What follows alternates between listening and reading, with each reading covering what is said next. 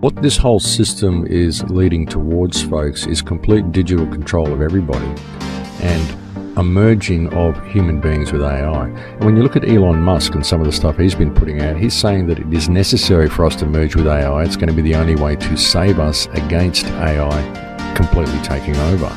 And he's saying this needs to be done through a neural net. And listen to this.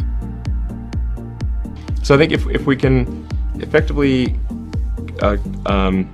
merge with AI by improving that the neural link between your cortex and your digital extension of yourself, which already, like I said, already exists, just has a bandwidth issue, and then effectively you become an AI human symbiote, and if that then is widespread with anyone who wants it can have it, then we solve the control problem as well.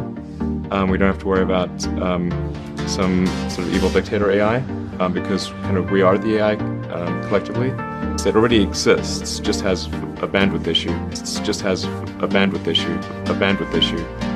Pay close attention to what he said there. What he said was that this interface already exists. It's just that they have to improve the bandwidth. They have bandwidth problems. So how might these bandwidth problems be improved? Starlink is a form of space-based internet service. The aim of the service will be cheap global internet coverage with 5G service without need for extensive infrastructure or expensive contracts to keep customers locked in for years. Phase 1 of the Starlink constellation consists of 1,600 satellites arranged into 32 orbital planes with 50 satellites in each plane. To create a comprehensive global communication system that provides high bandwidth, low latency connectivity anywhere in the world, and provides cross-links through the satellites so that you can have improved long-distance internet.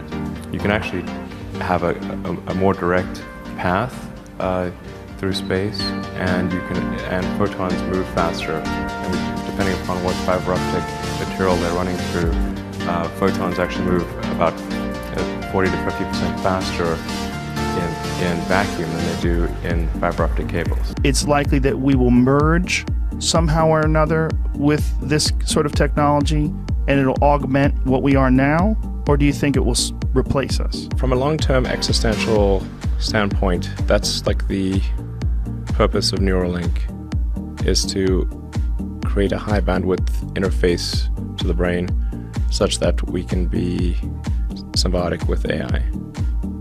Because we have a bandwidth problem. You just can't communicate through your fingers, it's too slow. And where's Neuralink at right now? I think we'll have something interesting to announce in a few months. That's at least an order of magnitude better than anything else. Probably, I think better than probably anyone thinks is possible. How much can you talk about that right now? I don't want to jump the gun on that. Speed of light in vacuum is somewhere 40 to 50% faster than in fiber. So you can actually do long distance communication faster if you route it through vacuum than you can if you route it through fiber. If, let's say you want to communicate from Seattle to South Africa, if you look at the actual path that it takes, it's extremely convoluted. It'll follow the outline of the continents. It'll go through 200 routers and repeaters, and the latency is extremely bad. Whereas if you did it with a satellite network, you could actually do it in 2 or 3 hops. Let's say at least an order of magnitude fewer repeaters or routers, and then going through space at 50% faster speed of light. You're currently in a symbiotic relationship. Your cortex and limbic system are in a symbiotic relationship. And generally people like their cortex and they like their limbic system. I haven't met anyone who wants to delete their limbic system or delete their cortex. Everybody seems to like both. And the cortex is mostly in service to the limbic system. People may think that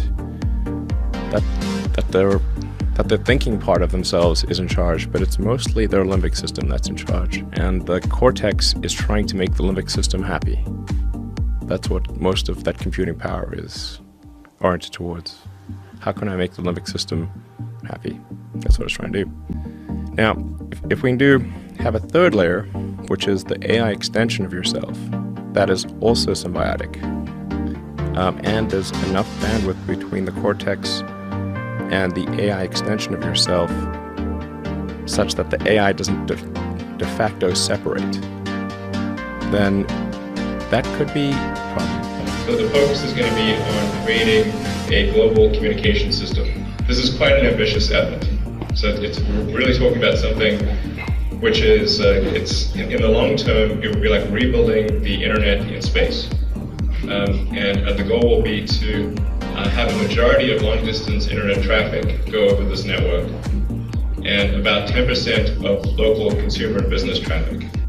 It's just that the data rate, the rate at which, or the communication rate between you and the cybernetic extension of yourself is slow. It's very slow. And that is like a tiny straw of information flow between your biological self and your digital self. And we need to make that tiny straw like a giant river. Huge, high bandwidth interface. It's an interface problem. Data rate problem. If you solve the data rate problem, then I think we can hang on to human-machine symbiosis through the long term. So I think it's something that definitely needs to be done, and it's a really difficult technical problem to solve. And at the same time, we also make sure we don't create Skynet. Ironically, the server room at SpaceX jokingly was called Skynet. If there's some AI apocalypse, it's going to come from some collection of sort of vast server farms, terrestrially based, not via the space-based communication system. I did think about that. Anyway, so I think this is sort of like a fundamentally good thing to do, properly designed to give people gigabit level access, kind of 20, 30 millisecond latency everywhere on Earth. That would be pretty great. And then that same system we could leverage to put it into a constellation on Mars, because Mars is going to need a global communication system too. And there's no fiber optics or wires or anything on Mars. So we're definitely going to need that. We're going to need high bandwidth communications between Earth and Mars. So I think a lot of what we do in developing an Earth-based communication system can be leveraged for Mars as well. Well, most people don't realize they are already a cyborg. The satellites we have in mind will be quite sophisticated, and there'd be sort of a smallish satellite, but with a big satellite's capability.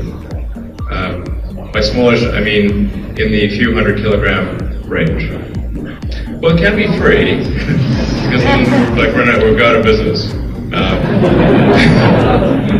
I mean, this would cost a lot to build. I mean, ultimately, over time, to build a full version of the system, we're talking about something that would, be $10 or $15 billion to create, maybe more. And this is intended to generate a significant amount of revenue and help fund a city on Mars. So this is, in looking into in the long term and say what's needed to create a city on Mars. Well, one thing's for sure, a lot of money. So we need things that will generate a lot of money. Spectrum that is omnidirectional and wall penetrating, that spectrum is extremely rare and limited. Spectrum that is not wall penetrating and that is very directional is not rare. It's sort of the difference between kind of a laser beam and a floodlight.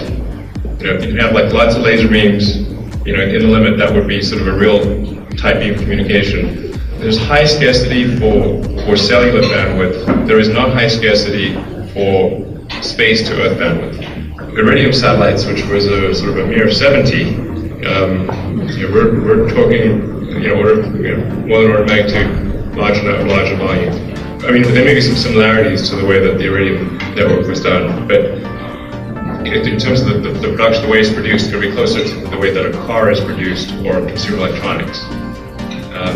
So we take things even a step further, and if the satellite didn't work, you just basically take it out of the constellation and deorbit it. An analogy might be between, say, mainframes and PCs. So if you want to have a big data center serving, millions of people, it's way better to have an array of cheap PCs than it is to have a few mainframes. And that's basically how all of the internet is served is with millions of PCs on racks instead of mainframes. The main propulsion system we're going to have in mind for the satellite is a Hall effect thruster, which, not to trivialize it too much, is basically like a loudspeaker. Okay, it's like a magnetic field. I think it's important to assume that terrestrial networks will get much better over time. One of the mistakes that, say, Talvizik made was not assuming that terrestrial networks will get much better over time. So we need to make sure that the system we design is good, even taking into account significant improvements in the terrestrial systems. I do think there are some important differences between what we're doing and say, Talvizik. In the case of Talvizik, they were trying to talk to phones. And then that gets back to that problem of a roof-penetrating situation. And it's particularly difficult when stuff is coming from space. Like if you're in a skyscraper, it's got to go through 27 floors to reach you. That's not going to happen. There's nothing that will, short of like a neutrino. You can have like a neutrino phone. Yeah, I think we're going to have to pay a lot of attention to security. It would really be unfortunate if it got hacked and taken over.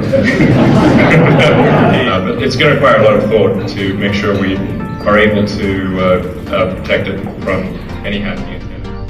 5G, first and foremost, is densification. So it's significantly more transmitters at close proximity to a human, and it is also a sophisticated, illegal, unlawful transmitter. What I mean by that is it is a high gain dielectric lens antenna, and what that allows 5G transmitters to do is to 3D map its environment in your home. The 868 megahertz frequency is specific for battlefield interrogation systems, so sub-gigahertz.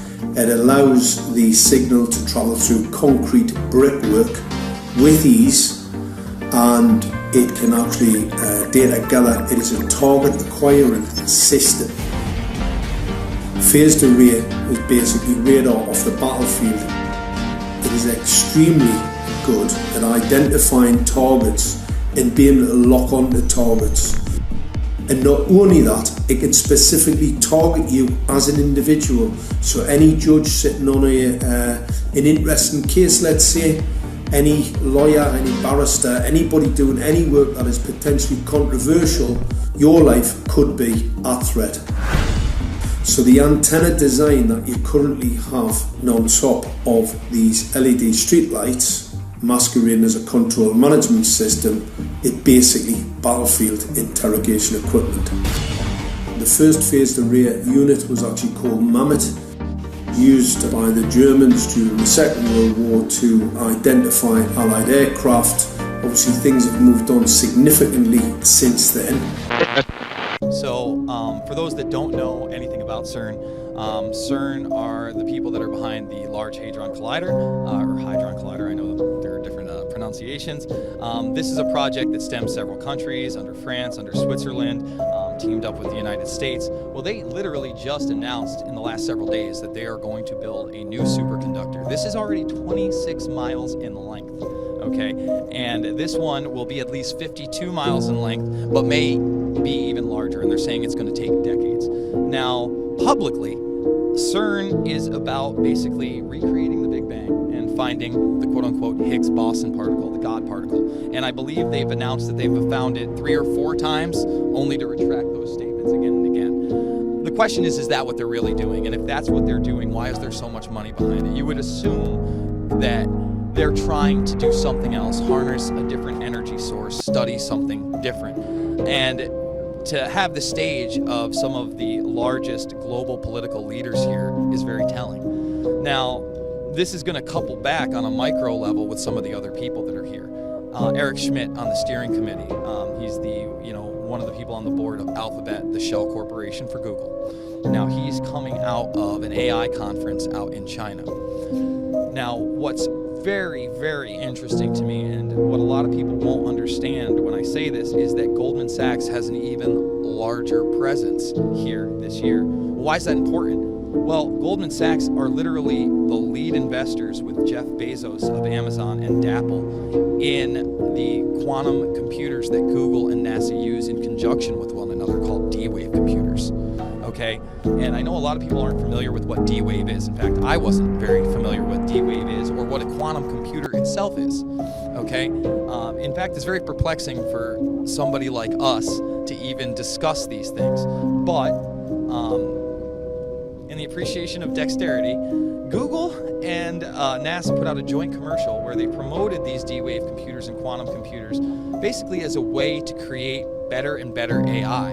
But at the same time, they were promoting the multiverse theory, not as a theory, but as factual. And the best way I can describe that these things operate is that they are pulling matter out that is smaller than a quark, that's called a qubit. And a qubit, quantumly, can be represented as a 0 and a 1 at the same time, but then also creates even more of a masking qubit in between. And what they're saying is happening is that they're pulling out qubits, aka energy, from parallel dimension. I can't factually state anything. I can only tell you what they've talked about. But that's exactly what they're saying. They're discussing this as parallel realities in which everything is almost the same except for the position of 1 or 2 qubits that they're pulling through at a time. And the other thing that's super interesting about this is that this technology is on an exponential Kurzweilian singularity growth, where only 10 years ago they thought what was possible today wasn't going to be possible for 100 years. Say that I don't know where they're pulling these qubits from. You know, they very much could not be accessing the quote-unquote multiverse. And again, I'm using their own terminology. But what I thought was extremely interesting about it is that they talked about it not only on a micro level, taking these qubits out, but that these universes exist on a macro level. So basically, they're trying to talk about organic life like you and me, that they're pulling this power out. So flip that from being somewhat frightening, just based on talking about it. Their AI has gotten so good that their predictions from 2013 and 2014 that these computers, these quantum computers, would outpace their engineers has now become public. They literally say that the end goal of these things is to create human-like machines with artificial intelligence, and the only way that they were going to be able to do this is through quantum physics and the fact that the AI they create will create better AI. And again, this isn't me saying it. I will, hopefully give you some links in the description so you can see the gentlemen that used to work for DARPA that now are part of this project and espousing these things. And once again, like I said, just a week ago, Google announced that their AI is outpacing their engineers in creating AI. So now you have Eric Schmidt in there coming off an AI conference. You have Goldman Sachs at a higher level than ever that is heavily invested in this D-Wave technology. And then you have a guy like Peter Thiel, who is the technology advisor to the President of the United States and on the steering committee here at Bilderberg in attendance. I would be hard-pressed to believe that some of the things that I just discussed are being talked about on a level that I can't even comprehend. And to pull Cern in, which is almost like a macro project of these quantum computers, is just more evidence that they're definitely discussing these things. And I would assume, we are in 2017. AI is a real thing. The future of AI affects all of us. And the power elite are going to try to get a grasp on that so that you and I will have it on a controlled level, if at all. Well, yeah, no, people should be out here discussing these things, and I think that's why one of the things on the agenda is, can globalization be slowed down? Obviously, the people inside here are not trying to slow down globalization, but they want to know, to people like you, to people like the independent press, to people who are out here just protesting, do they pose enough of a threat that their ultimate goals can be slowed down? And once again, Trump isn't the first populist to be voted into office. You have Corbyn. You have the people voting on Brexit. You do see a lot more people saying, you know what, let's localize things. Let's be concerned about our own people, and let's get away from this globalization. And obviously, that's at big odds with the majority